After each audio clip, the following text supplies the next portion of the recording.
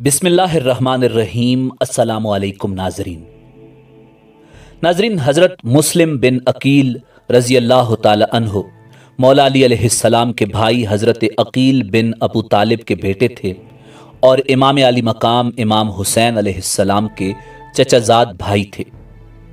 آپ اسلامی فتوحات اور جنگ صفین وغیرہ میں شریک رہ چکے تھے، اور جب امام حسین علیہ السلام نے بیعت یزید کو ٹھکرا کر مدینہ کو خدا حافظ کہا تو آپ بھی امام حسین علیہ السلام کے ہمراہ مکہ تک تشریف لائے تھے۔ حضرت مسلم بن عقیل رضی اللہ تعالی عنہ کا لقب سفیر حسین اور غریب کوفہ یعنی کوفہ کے مسافر تھا۔ واقعہ کربلا سے کچھ عرصہ پہلے امام علی مقام امام حسین علیہ السلام کو اہل کوفہ کے خطوط موصول ہوئے کہ ہمارا کوئی امام نہیں ہے، آپ تشریف لائیے، ہو سکتا ہے آپ ہماری ہدایت کا سبب بنیں۔ امام حسین علیہ السلام کوفہ کی تہذیب اور وہاں کے لوگوں کی بدلتی ہوئی طبیعت اور مفاد پرستی کو بخوبی جانتے تھے، کیونکہ اسی کوفہ میں آپ کے والد بزرگوار مولا کائنات مولا علی کرم اللہ وجہ الکریم کو شہید کیا گیا تھا۔ ایسے شہر کے لیے کسی مخلص اور تجربہ کار شخص کی ضرورت تھی کہ جو لہجہ بلہجہ رنگ بدلنے والے افراد سے شکست نہ کھا سکے اور اپنے مقصد کے اصول سے ہنگامی حالات میں بھی غافل نہ رہے۔ امام علی مقام امام حسین علیہ السلام نے اپنے مختصر قافلے پر نظر ڈالی اور مسلم بن عقیل کو اپنا نمائندہ منتخب فرما کر صورتحال کا جائزہ لینے کے لیے کوفہ روانہ کر دیا۔ ناظرین، حضرت مسلم بن عقیل رضی اللہ تعالی عنہ مکہ سے مدینہ تشریف لائے اور روضہ رسول صلی اللہ علیہ وآلہ وسلم نے نماز ادا کر کے صبح ہوتے ہی کوفہ کی سمت سفر کا آغاز کر دیا۔ راستے کی مشکلات برداشت کرتے ہوئے مدینہ سے کوفہ پہنچے اور مختار بن عبید سقفی کے گھر قیام پذیر ہوئے۔ جناب مسلم کی آمد کی خبر سن کر اہل کوفہ مختار کے گھر میں جمع ہوئے۔ آپ نے امام علی مقام امام حسین علیہ السلام کا خط پڑھ کر سنایا تو لوگ جوش محبت و عقیدت سے رونے لگے، اور بعض بااثر عقیدت مندوں نے کھڑے ہو کر اپنے جذبات کا اظہار کیا اور اپنی نصرت کا یقین دلایا۔ اس کے بعد لوگ آپ کے ہاتھوں پر امام حسین علیہ السلام کی بیعت کرنے لگے۔ اگرچہ جناب مسلم بن عقیل نے ان لوگوں سے بیعت کا مطالبہ نہیں کیا تھا، لیکن جب وہ برضا و رغبت بیعت کرنے لگے تو آپ نے ان سے اس طرح بیعت لی جس طرح رسول صلی اللہ علیہ وآلہ وسلم نے قبیلہ خزرج وغیرہ سے بیعت لی تھی۔ بیعت کے الفاظ یہ تھے: کتاب، سنت رسول کی طرف دعوت، ظالموں اور سرکشوں سے جہاد، مستضعفین سے دفاع، محروموں کے حقوق کی بازیابی، غنائم کی صحیح تقسیم اور اہل بیت کی نصرت۔ ناظرین، کوفہ میں مسلم بن عقیل کی بیعت کرنے والوں کی تعداد 30,000 تک پہنچ گئی، جبکہ ابن عساکر کے مطابق 12,000 افراد نے مسلم بن عقیل کے ہاتھ پر امام علی مقام امام حسین علیہ السلام کی بیعت کی۔ بعض نے بیعت کرنے والوں کی تعداد 18,000 لکھی ہے۔ بیعت کرنے والوں کی تعداد میں اختلاف ہے۔ اس اختلاف کا سبب یہ ہے کہ بیعت ایک ہی دن نہیں ہوئی، بلکہ سلسلہ کم و بیش 1 ماہ تک جاری رہا، اسی لیے بیعت کرنے والوں کی تعداد معین نہیں کی جا سکتی۔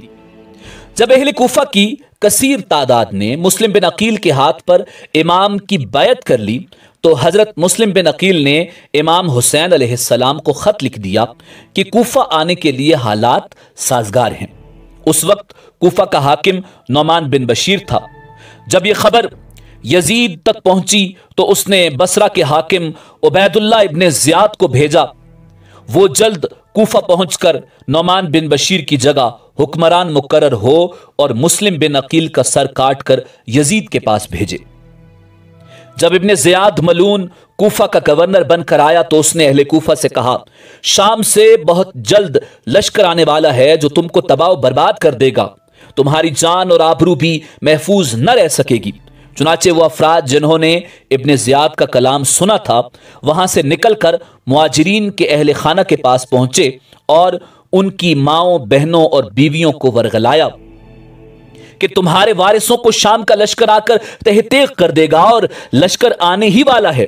عورتوں کا دل اپنے وارثوں، بھائیوں، بھتیجوں کے قتل سے لرزنے لگا اور بے تحاشا گھروں سے نکل پڑیں اور اپنے اپنے عزیزوں کے دامن پکڑ کر فریادیں کرنے لگیں، جن سے مہاجرین کے دل بھی کانپنے لگے۔ کچھ تو انہی عورتوں کے ساتھ چلے گئے اور کچھ موقع دیکھ کر فرار ہو گئے۔ جناب مسلم بن عقیل وہاں پہنچے تو بہت مختصر افراد کو موجود پایا۔ شام ہوتے ہی آپ کے پاس صرف 30 افراد بچے تھے۔ اسی قلیل تعداد کے ساتھ آپ نے نماز مغربین ادا کی۔ نماز کے بعد ان میں سے بھی 10 افراد باقی رہ گئے۔ مسلم بن عقیل مسجد سے باہر تشریف لائے تو دیکھا کہ آپ کے ساتھ 10 ہی افراد رہ گئے ہیں۔ ان لوگوں کے ہمراہ آپ باب کندہ کی طرف روانہ ہوئے۔ جناب مسلم بن عقیل رضی اللہ تعالی عنہ محلہ کندہ میں جس وقت پہنچے تو اپنے آپ کو تنہا پایا۔ اب آپ کے ہمراہ کوئی راستہ بتانے والا بھی نہ تھا اور ابن زیاد کی دھمکی آمیز تقریر سے کوفہ میں سناٹا چھایا ہوا تھا۔ ہر ایک کے مکان کا دروازہ بند نظر آتا تھا۔ مسلم بن عقیل کی نگاہ ایک عورت پر پڑی جو اپنے دروازے پر کھڑی اپنے بیٹے کا انتظار کر رہی تھی۔ چونکہ مسلم بن عقیل پر پیاس کا شدید غلبہ تھا، ابن زیاد نے کوفہ پہنچ کر حکومت سنبھالی تو لوگوں کو اپنے ساتھ ملانے کے لیے جبر اور لالچ کے حربے استعمال کیے اور امیر مختار ثقفی کو دھوکے سے گرفتار کر کے زندان میں ڈال دیا۔ حضرت مسلم بن عقیل امیر مختار ثقفی کے گھر سے صحابی رسول حضرت ہانی بن عروہ کے گھر منتقل ہو گئے۔ ابن زیاد نے فوج کو انہیں پکڑنے کے لیے بھیجا تو حضرت ہانی بن عروہ جن کی عمر اس وقت 90 سال تھی، انہوں نے اپنے مہمان کو حوالے کرنے سے انکار کر دیا۔ حضرت ہانی بن عروہ کو قید کر لیا گیا۔ اس پر انہوں نے انکار نہیں کیا۔ انہیں باندھ کر 500 کوڑوں کی سزا دی گئی، جس کے دوران جب وہ بے ہوش ہو گئے تو ان کا سر تن سے کاٹ کر لٹکا دیا گیا۔ ناظرین، حضرت ہانی بن عروہ کی گرفتاری اور آپ کے قتل ہونے کے بعد حضرت مسلم بن عقیل باہر آئے اور جنگ شروع کی، مگر آہستہ آہستہ سب کوفیوں نے ساتھ چھوڑ دیا، حتیٰ کہ صرف 3 افراد ان کے ساتھ رہ گئے۔ مغرب کی نماز تک وہ بھی باقی نہ رہے۔ انہیں حضرت محمد ابن کثیر نے اپنے گھر میں پناہ دی۔ محمد ابن کثیر کے حمایتیوں کے ساتھ ابن زیاد کی فوج نے جنگ کی اور انہیں بھی شہید کر دیا۔ یہ دیکھ کر حضرت مسلم بن عقیل کوفہ سے باہر جانے کی کوششیں کرنے لگے، مگر شہر کے سب دروازے بند تھے۔ آپ نے ایک بوڑھی عورت سے پانی مانگا۔ جب انہوں نے بتایا کہ ان کا تعلق خاندان رسالت سے ہے تو اس عورت نے انہیں اپنے گھر میں پناہ دی، مگر اس عورت کے بیٹے نے انعام کے لالچ میں مخبری کر دی۔ ابن زیاد نے 3000 فوج بھیجی تو حضرت مسلم بن عقیل گھر سے باہر آ کر لڑنے لگے اور بنو ہاشم کی تلوار بازی کے خوب جوہر دکھائے۔ جب سینکڑوں لوگ ہلاک ہو گئے تو ابن زیاد کے سالار ابن اشعث نے ابن زیاد سے مزید فوج مانگی۔ یہ سن کر ابن زیاد نے کہا، کیا ایک شخص کے لیے 3000 کی فوج بھی ناکافی ہے؟ تو ابن اشعث نے جواب دیا، یہ کوئی بکال یا جولاہا نہیں، بنو ہاشم کا چشم و چراغ ہے۔